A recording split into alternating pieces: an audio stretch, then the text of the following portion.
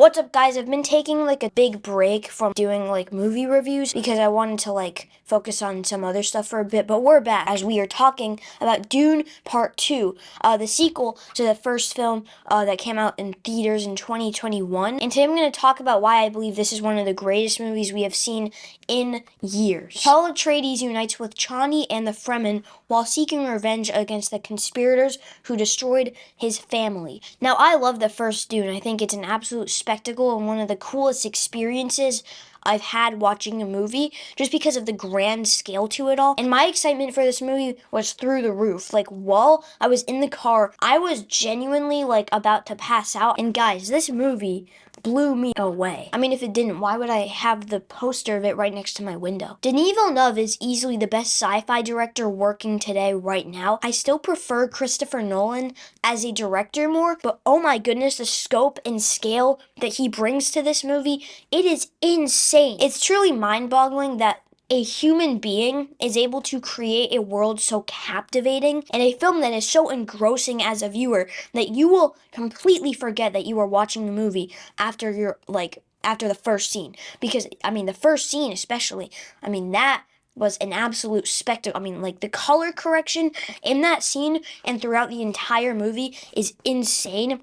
The world of Arrakis looks so beautiful, and he is just an absolute master. Timothée Chalamet, Rebecca Ferguson, Josh Brolin, Javier Bardem, Zendaya, Austin Butler, Christopher Walken, Florence Pugh. I forgot to mention a few, but they are all fantastic. Obviously, Timothée Chalamet is incredible, and he gives easily his best performance in a movie ever in this film, I think. In the second half, he steps into this leader role that makes him one of the most powerful and captivating figures in a movie ever. Javier Bardem is actually one of the big standouts here. He brings so much humor to this movie, and the character is just so charming to watch on screen, but his respect and enthusiasm for Paul, it grows throughout the movie. And it actually gets a bit dangerous as you start to learn what is truly happening here. But if you haven't seen the movie, then I won't spoil it. Austin Butler. Wow. He gives one of the best villainous performances I have seen in a long time. I mean, the makeup, the hairstyling on him is crazy, and it literally doesn't even look like Austin Butler. The character is so psychotic, and it's the little things in the script that they add in that make him feel so like psychotic, and he is a terrifying figure in this movie. There is a moment where someone brings him a new knife, and he tries out the knife on his tongue and says it isn't sharp enough, and then he stabs one of his other people with the knife. Another example is in a gladiator match. He wants to kill someone so badly, and then another person on his side just tries to kill them, but he yells at them because he wants to kill them himself. It just sells the psychotic nature of the character so well. And what I love about this movie is it actually cares about its characters, and it cares about the emotional journeys of these characters, because if it was just all the spectacle and stuff, that would just be, I mean, that would be cool, but it wouldn't actually have the emotional depth that it has here, especially by the end.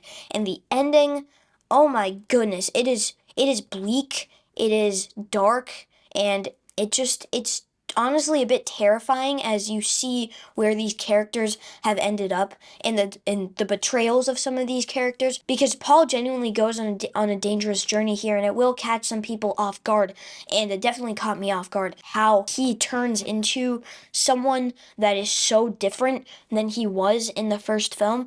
But speaking of the ending, oh my goodness, the action in this movie, the hand-to-hand combat in that sequence in particular is incredible.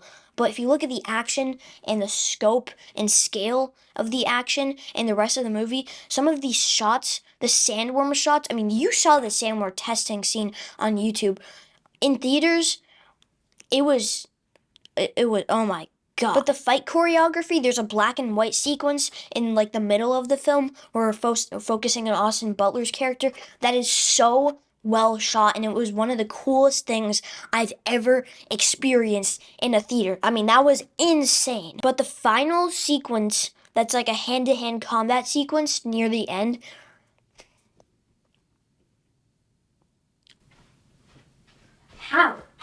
hour movie is this good. And the final thing I want to talk about is Hans Zimmer, my favorite composer working right now. I cannot handle all of these all-timers, okay? I've already listened to this score 1,000 times on Spotify in the length of like 2 weeks, and it's incredible. His score is genuinely fantastic, and so many new themes and so many new tunes that he brings to this film.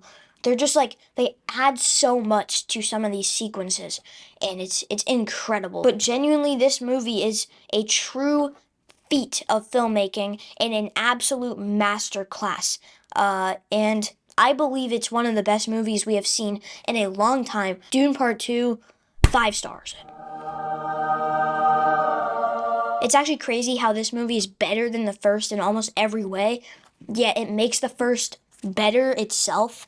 It's insane, but yeah, Denis Villeneuve, you did it again. If you have not seen this movie, what are you doing? Go.